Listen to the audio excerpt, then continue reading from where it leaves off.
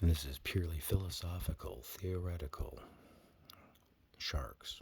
My favorite shark I would like to have in my family would be a hammerhead. If we could all evolve from something, I think the hammerhead shark is a very beautiful thing. And it's beautiful for these reasons. Due to the lack of calcium in its body and the cartilaginous structures within a shark, it's able to compress itself into deep waters. And because of the way that it works with its body structure, it can actually move through very extreme heat to extreme cold. And so, in an event of an extinction, these types of sharks are able to go as close to the magma vents as they need to because they can put themselves in a dormancy state. Not only that, but uniquenesses of sharks are not limited to the ability to shrink themselves and not be affected by the cold, but because their bodies lack basics that are affected by magnetism itself, they actually are able to control their own magnetic flow around them.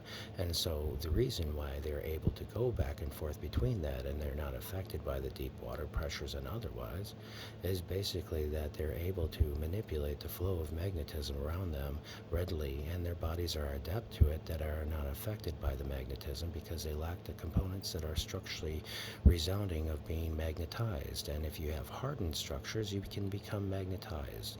But for them, their most hardened structures are their teeth, and those constantly fall out in sharks.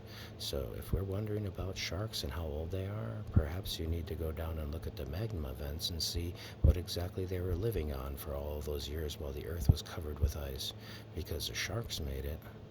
What else made it down there?